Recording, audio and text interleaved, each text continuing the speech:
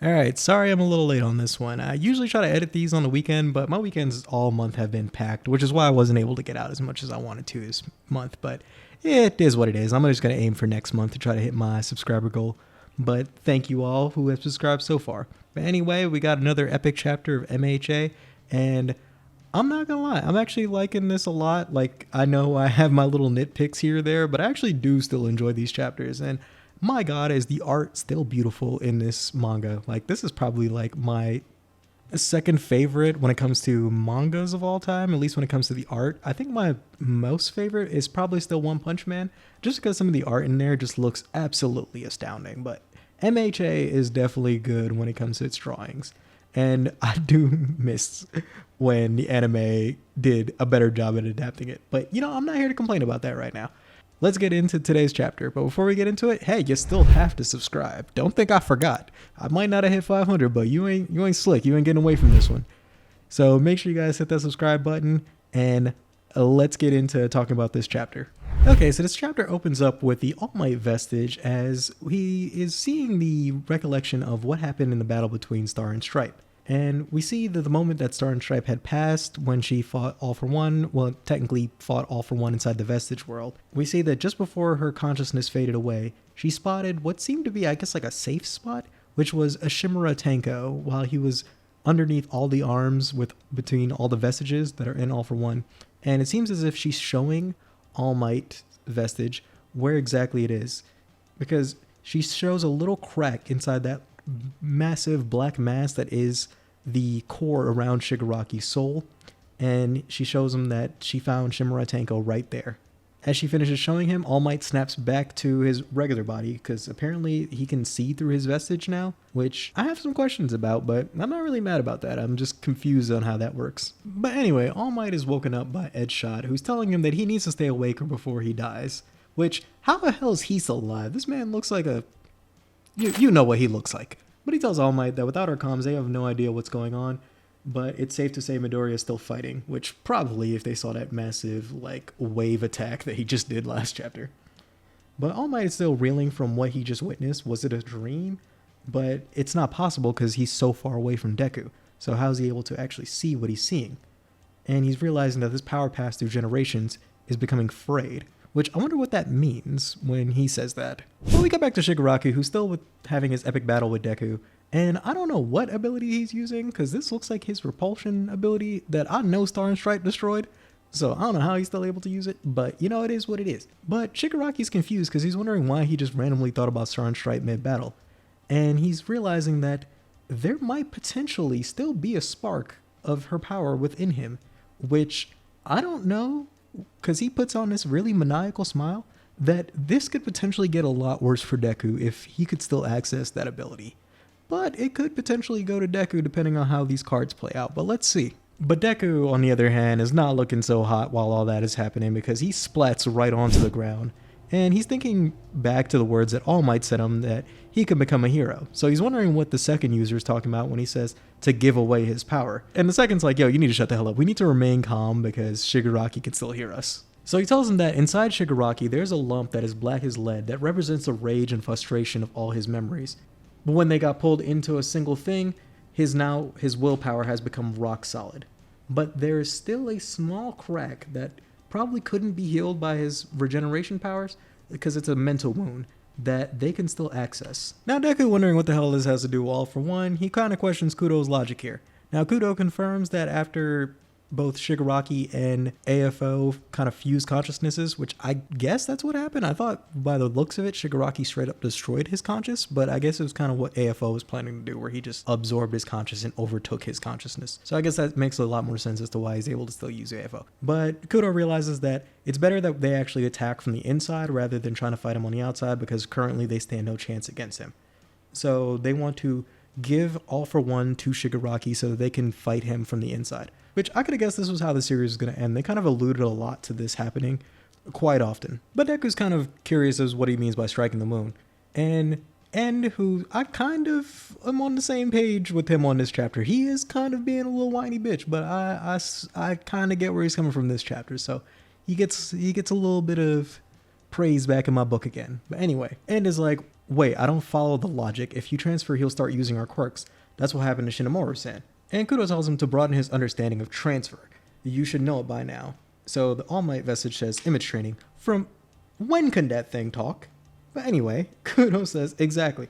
So to make it simpler, when that childhood friend of yours needs you to pass him something, how does he do it? And we see that Bakugo is literally yeeting something into Deku's face. So I don't think he understands the concept either. But, well, Kudo goes on to say, using too much strength will cause some damage. It can even break the object you're passing. So now let's apply that same logic to One for All. We don't know if it'll work, so he'll go first. Seeing as Shinomaru-san's ability was able to be stolen, that means that they can send individual quirk factors one by one. Which I believe that they had that same interpretation of All for One that they had given us, that I thought that it was all one quirk. But it seems that they're coming to the realization that no, individual quirk factors are still separate within the quirk. Which does make me a little happy, because I was super confused as to when Shigaraki stole that quirk in the first place. But Kudo does actually say that our quirk factors were absorbed into All for One, and we're part of it now. And some of them have gotten especially stronger since they've been absorbed, especially Kudo since he was the second to be absorbed. So they're saying that if they use the right amount of strength, it'll shatter into pieces, and Shigaraki won't be able to actually use the quirk once he's received it. Now, N is saying he should be the guinea pig and go first, and Smokescreen is the most useless. And I'm kind of on N's page with this one. I don't know why Kudo needs it to be him, but N brings up a really valid point right here, and it's just no.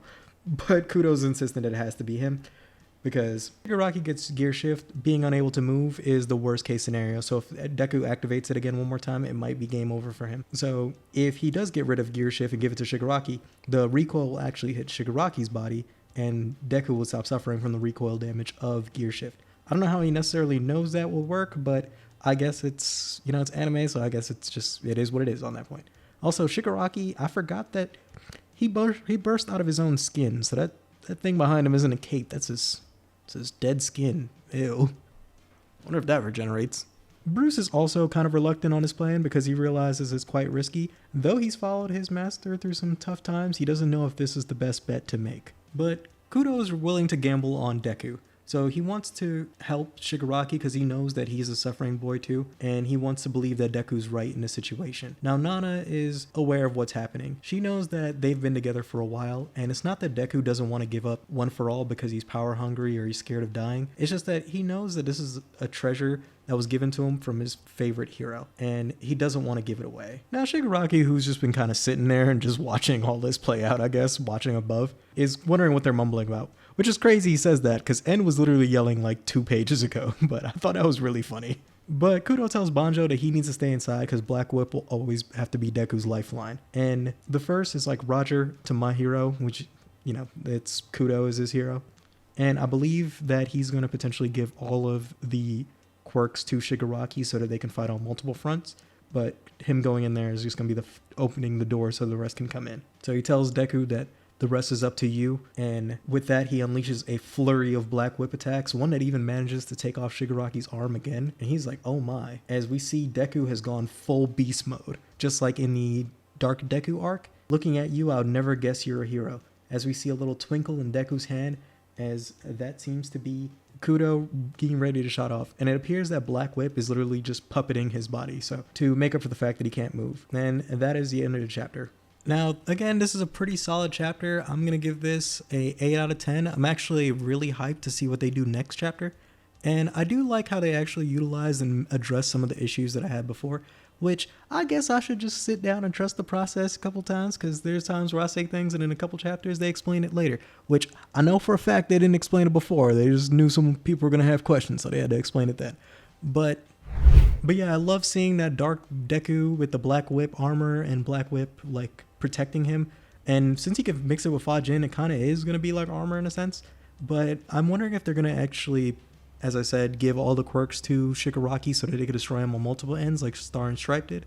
Or if they're just going to try to like have his quirks work against someone from the inside. Because his quirks don't exactly like him. They're just there. The same thing with All for One when he had his quirks rebel against him. But yeah, overall, I think they did a lot better with this chapter than they did with the previous chapters. Not that the previous chapters were bad. I think all the chapters have been good. It's just that they've kind of like fumbled a little bit with a little bit of the story aspects. And one of the things that I do find a little weird in this chapter is that Kudo wants to have the blowback hit Shigaraki so that he could potentially not move.